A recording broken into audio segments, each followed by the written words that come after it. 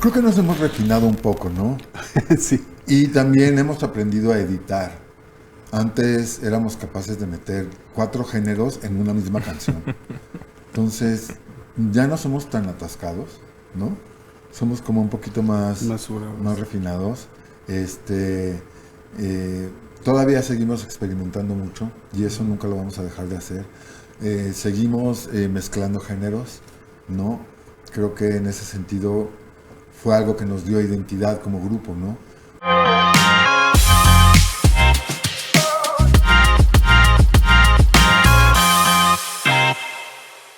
¿Cómo están? Yo soy Toño Muñiz y esto es Canela Music Talks. Y hoy tenemos a una agrupación mexicana que es uno de los pilares del rock de este país. Yo creo que La Lupita es uno de los grupos, de las bandas de rock más conocidas. Además, en lo personal a mí me encanta la música que hacen ellos. Les damos la bienvenida. Muchísimas gracias por estar aquí con nosotros. Muchas gracias. ¿Cómo les está yendo este año? Yo sé que empezaron fuerte, ¿no?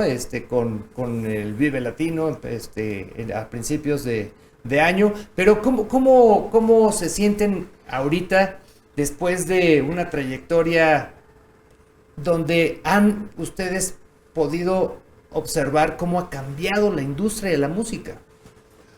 Pues nos sentimos contentos de seguir activos, de seguir teniendo la oportunidad de presentarle a la gente la Lupita 2025, digamos, después de tantos cambios, después de la pérdida de Lino Nava, hubo que, pues ahora sí que agarrar fuerzas y meterle mucho corazón, ¿no? Siempre con la mentalidad de mantener el legado de Lino y de la Lupita vivo, y la verdad es que arrancamos muy bien en el Vive Latino. La respuesta de la gente fue increíble. Había muchas interrogantes, sobre todo en cuanto a quién se iba a quedar en el lugar de Lino. Decidimos que se quedara en familia. No está el niño aquí, el niño Márquez, que es el que se quedó como guitarrista, pero lleva muchos años trabajando con la Lupita ya, en diferentes puestos, en diferentes instrumentos. Y ya lo tenía en un par de ocasiones, suplió a Lino cuando Lino no podía debido a su enfermedad. Él suplió a Lino, lo hizo muy bien, y tanto Lino como yo queríamos que quedara todo en familia. Uh-huh. Antes de traer a alguien de fuera, ¿no? Algún hombre famoso o algo así, a la guitarra, decidimos que se quedara en familia y fue una gran decisión. Está Rosa Adame de vuelta en el grupo ya permanentemente. Entonces eso también nos da la oportunidad de darle mucho gusto a la gente, que conoció esa primera etapa de la Lupita, pero también a la gente que no conoció a la Lupita cuando Rosa todavía estaba ahí y que pues siempre han querido saber pues de qué se trataba, ¿no? ¿Por qué había este cariño tan grande de estas personas hacia Rosa y siempre estaban pidiendo constantemente que volviera? Bueno, pues ahora lo pueden ver por qué. Está de regreso y la verdad es que estamos muy contentos. La banda está sonando increíblemente bien. El señor lleva como 15 años sí, en la Lupita. Entonces, 14 años. Has estado más tiempo que los miembros originales que salieron después de esa primera etapa. Entonces, somos una familia y como tal, pues también integramos a la familia de Lino, porque pues obviamente son nuestros socios ahora, socias, Victoria y Rafaela, son nuestras socias. Entonces también tenemos un compromiso por cuidar tanto el legado como el patrimonio, ¿no? Uh-huh. Que dejó Lino y muy contentos con muchos planes de ir a Estados Unidos en octubre y vamos a estar por allá, pese a todo lo que nos digan y que ahorita está muy dura la cosa. Pues cuando está dura la cosa es cuando más tienes que hacer presencia. Claro. Y cuando más tienes que ir a apoyar a tu gente allá. Entonces allá vamos a estar, si todo sigue bien con la cuestión de visas, que ya está en trámite, estaremos por allá en octubre. Visitando varias ciudades y también haciendo conciertos en México, con planes de volver a Colombia el año que entra. Estuvimos hace un par de años ahí. Queremos volver ahora con esta nueva fuerza y con esta nueva formato de la Lupita otra vez con Rosa de regreso. Increíble. ¿Cómo empieza la Lupita? ¿Cómo se juntan? ¿Cómo sale el nombre? ¿Cómo se conocen entre ustedes? Mira, nos conocíamos por el rock and roll, por estar en los lugares donde se tocaba, coincidíamos ahí, éramos público, éramos fans de algunas bandas. Yo conocí a Lino cuando su grupo anterior, Raxas, estaba programado para abrir un concierto de Black Sabbath en San Luis Potosí, que al final se canceló. Pero yo tuve algunos ensayos con ellos. Yo era tecladista antes de ser cantante, entonces ellos me invitaron para ese concierto muy en especial a hacer algunas cosas en los teclados. Y ahí fue como lo conocí. Y luego él y Poncho ya estaban en pláticas de juntarse para armar un grupo, cuando Poncho entró a Estrés, que era el grupo original en el que yo era tecladista. Y pues así fue avanzando la Lupita. Me invitaron a mí a cantar. Uh-huh. Decían que no ocupaban un tecladista, pero sí ocupaban un cantante. Entonces ahí fue cuando yo entré como cantante. Y el nombre se le ocurrió a Lino una vez que iba de camino al ensayo y vio en la parte de atrás de un camión de estos de redilas de transportista, que ves que le ponen leyendas, ¿no? Y ahí decía La Lupita, y le gustó cómo se veía, le gustó cómo sonaba, le gustó que no decía nada de lo que tocábamos. Ajá. ¿No? O sea, solo dice que somos mexicanos. Entonces, fue el primer nombre que se propuso, nos gustó, no se propuso ningún otro más y nos lo quedamos. Oye, y cuando ustedes empiezan su carrera individual, ¿cuáles eran las influencias de cada uno de ustedes? Las influencias musicales que habían, pues, antes de empezar como profesionales. Bueno, yo soy del estado de Veracruz, entonces, pues, tengo mi parte tropical muy arraigada. Mi papá es norteño, mi mamá veracruzana. Tengo esa parte norteña. Yo en la casa consumíamos, en lo personal, música clásica y corridos norteños y polcas, chotices, redobas. Pero, pues mi gusto siempre fue la salsa, la cumbia. Okay. Llegando a la Ciudad de México me cambió el panorama.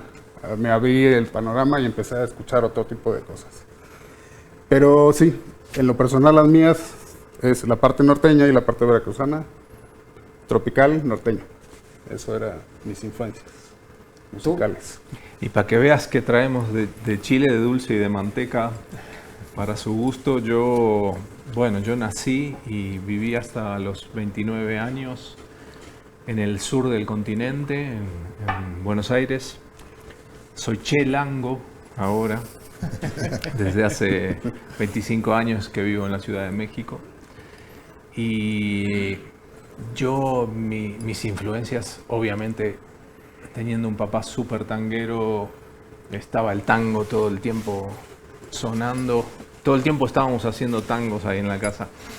Y además yo nací en los 70s y mamé toda la música de principio de los 80s, de finales de los 70s, de Argentina, Charly García, Serú Girán, un poquito más adelante, Soda Stereo y varias bandas de ese estilo, y el rock inglés de esa época también era como lo primero que entró en mi cabeza. También ABBA. Mis papás, quién sabe por qué cosa rara escuchaban ABBA, pero me gusta.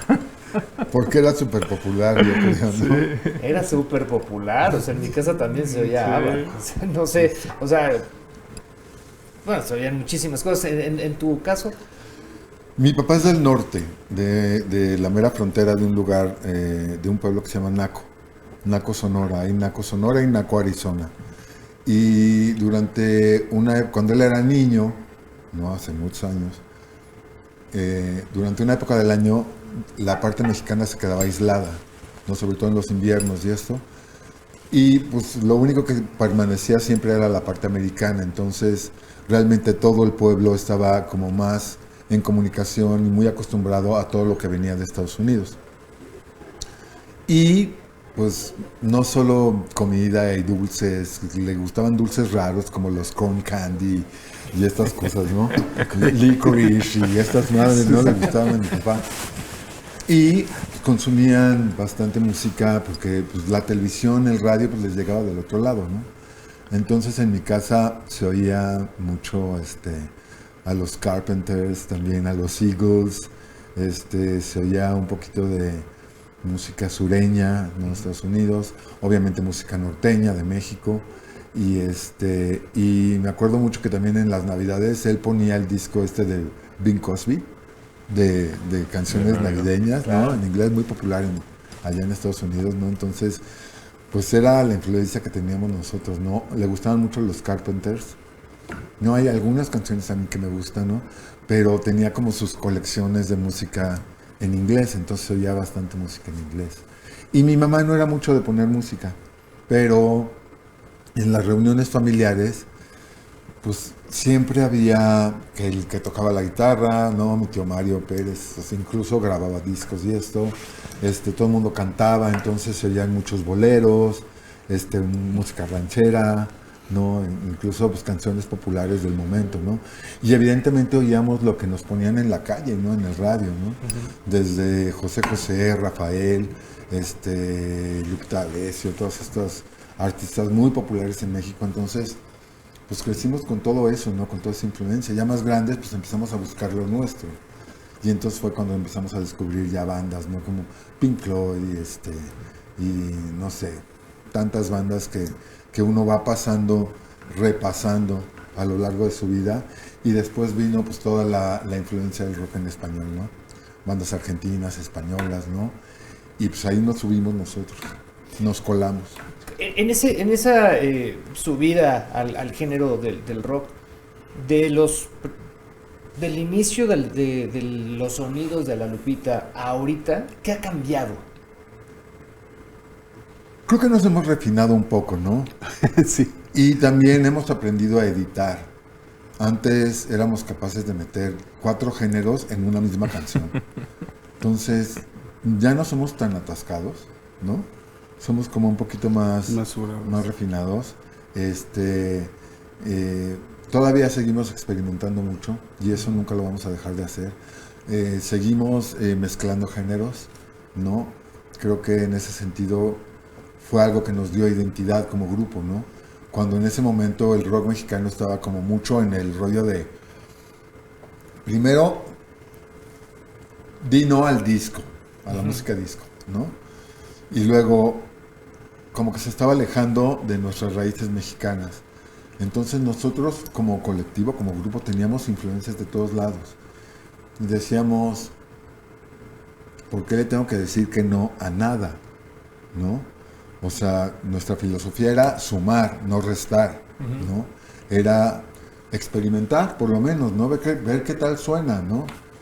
Oye, ¿por qué no hacemos una rola disco, ¿no? Pero con canciones, con guitarras distorsionadas, ¿no?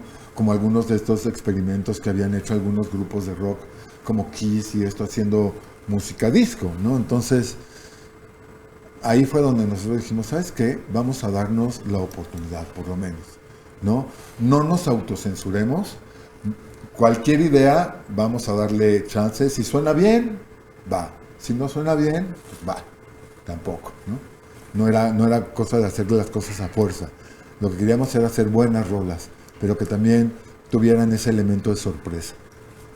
Creo que lo que dices es muy importante, sobre todo en un género que marcó tanto a una generación. El rock en español, no solamente en México, en España, en Argentina, vivía de lo que se escuchaba afuera. O sea, muchas bandas querían sonar como los ingleses o querían sonar como los americanos, pero creo que lo que les dio a ustedes un golpe de autoridad fue mezclar muchos sonidos y no dejar afuera las raíces mexicanas. Claro. Pero con estas fusiones. O sea, ahora hablamos mucho en la música, ¿no? De las fusiones que se dan. Pues ustedes lo hacen desde hace cuánto. 34 años, ya casi. Y entonces estas bandas se consolidan y se quedan en el gusto del público por eso, porque ustedes no perdieron la identidad de fusionar. Qué chistoso, ¿no? Claro. Incluso había otras bandas que estaban más o menos dándose ese chance. Estaba Botellita Jerez, ¿no? Café Tacuba también, mezclando géneros y incluso instrumentos que no eran como muy rock and roll, pues le daban esa actitud, ¿no? Creemos que lo más importante es darte chance, ¿no? Si tú desde que empiezas ya te estás autocensurando, ¿qué puedes esperar del mundo? ¿No? O sea, por lo menos date la oportunidad pero también nos exigía una cosa, ser muy autocríticos, ¿no? A ver, grabemos esto así sencillito y oigamos. ¿Realmente suena tan chido como yo creo o no? ¿No? Entonces, sí hubo muchas ideas que se quedaron en el tintero, ¿no? Que de plano vimos que no jalaban, ¿no? Pero en este experimentar, pues nos dio canciones como Contrabando y Traición, Paquita Disco, como Jajaja, canciones que mezclan todos estos sonidos y sí había que perderle un poquito el respeto a los demás géneros y a nosotros mismos primero, ¿no? Porque lo primero que estábamos mancillando era el rock, ¿no? Pero creo que esa palabra es básica en el sonido de la Lupita. Irreverentes. Ajá. ¿Puede Sí, ser? sí, bastante. Tengo dos preguntas rápidas así. La primera es, al principio de la música del rock en español era muy complicado tener espacios, porque se vivía de un Siempre en Domingo, de algunas cosas donde los noticieros llevaban artistas, pero el rock no entraba. Pocas agrupaciones tenían esa oportunidad. ¿Qué hubiera pasado si fuera más abierto? Porque el rock entra hasta los 90s con MTV, por ejemplo, ¿no? En Estados Unidos que permea aquí, que se tenía que copiar, ¿no? De lo que se hacía hasta en la televisión. Entonces empiezan a abrirse más espacios. ¿Y cómo fue vivir esa época para ustedes? Y la segunda es, ¿con qué discos se han divertido más? Híjole, mira, yo arranco. Sí. Yéndome parte de la historia, ¿no? Yo creo que lo importante aquí es darnos cuenta que el rock se volvió una cuestión social. La primera grabación que se hizo en México de una canción de rock fue El Relojito, me parece. Bueno, hubo dos, ¿no? Con la orquesta de Pablo Beltrán. Grabó Mexican Rock and Roll en 1957. Lo único que decían era Mexican Rock and Roll, no tenía más letra que esa, ¿no? Pero era un rock and roll, ¿no? Ahora lo estaba haciendo una orquesta que tocaba igual jazz, big band, mambo, cha-cha-cha, etcétera. Sí, ¿no? la Como gente iba a los lugares a bailar. Y era como, pues tienen su número de rock. Después la misma orquesta con la cantante Gloria Ríos graba El Relojito, Rock Around the Clock, versión en español, que fue una fórmula que se usó durante muchos años, traducir canciones americanas o inglesas al español, ¿no?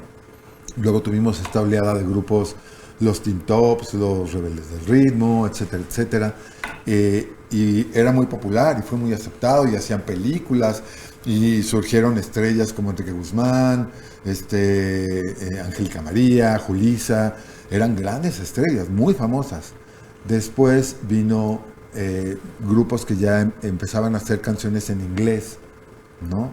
Como Three Souls in My Mind, o grupos que venían de la frontera, de Guadalajara, y luego pasa a Vándaro, un festival donde el concierto de rock era un extra para las carreras de coches que se hacían cada año ahí. Bueno, el boca a boca fue tan grande que llegaron 100,000 personas y no les interesaban las carreras. Las carreras ya ni se hicieron, se cancelaron, porque tenían 100,000 personas ahí esperando que empezara el festival de rock, el Woodstock mexicano, que nunca lo planearon así. Nunca fue planeado así, pero así lo Así lo percibió la gente y el gobierno se espantó. Dijo, este es un poder de convocatoria que es peligroso para nosotros. Sobre todo porque esta gente promueve la libertad de pensamiento. Sobre todo, libres para pensar, ¿no? Entonces lo prohíben. Y en la Ciudad de México se prohíbe cualquier concierto de rock que pudiera haber. Y esto estamos hablando de principios de los 70s, ¿no? Entonces fue una sequía de casi 15 años hasta 1985-86, que ya se empezó a dar cierta apertura, pero fue una sequía que fue muy beneficiosa para ciudades como Guadalajara y el norte del país, Tijuana, porque ahí empezaron a surgir grupos. Ahí no estaba prohibido, ahí podían seguir tocando. Entonces, a nosotros nos tocó empezar nuestros proyectos y entrar en este mundo del rock and roll cuando todavía estaba prohibido. Eran muy contados los lugares que había para tocar. La mayoría eran clandestinos, los famosos hoyos funky, ¿no? Y tocabas hasta que llegaba la policía y cerraba eso. Si te arreglabas con ellos, ¿no? Con la patrulla o los que llegaran, pues el concierto podía seguir. Si no, ahí se acababa. Después vienen los conciertos en CEU, que fueron organizados por los grupos y sus equipos de trabajo. No hubo un solo empresario, nadie, ninguna autoridad, nadie. Los organizamos nosotros. Y fue el concierto 2 Serpiente y luego el concierto en el estadio de béisbol de Ciudad Universitaria. ¿Por qué en Ciudad Universitaria? Porque era autónomo y ahí no aplicaban las leyes que aplicaban al resto de la ciudad. Entonces fue Rectoría la que tomó la decisión de darnos chance de hacer esos conciertos. Fueron tal éxito que a varios, ahí gente, sobre todo de los medios y de dinero, dijeron, oye, aquí hay negocio, ¿no? O sea, ve lo que hacen estos señores y ve la convocatoria que tienen. Y poquito a poquito fueron presionando, ¿no? Estos grupos ya con poder para que se fueran abriendo algunos espacios, ¿no? Cuando nosotros empezamos, lo único que había era Rocotitlán. Sí. El Chip 70 ya había desaparecido, que fue el único lugar durante muchos años, el único lugar. Y empezaron a salir experimentos como el Look. Nosotros, La Lupita, es grupo de Look, de la última carcajada de la Cumbancha. Y ya después empezaron a florecer más Rockstock, y el Bulldog, y la Diabla, y etcétera, etcétera. Entonces ahí se empezó a abrir. Pero fue un trabajo de muchos grupos antes de nosotros, de todos los que estuvieron tocando en los hoyos funky durante la prohibición y de toda la banda que como público se movía, se movilizaba, buscaba, se enteraba, nos ayudaba a repartir los flyers a nosotros mismos, ¿no? De los conciertos. Esa gente fue muy importante también. Entonces, afortunadamente, estuvimos en el momento correcto, en el lugar correcto, para vivir esa explosión de colores y sonidos que fue el boom del rock mexicano.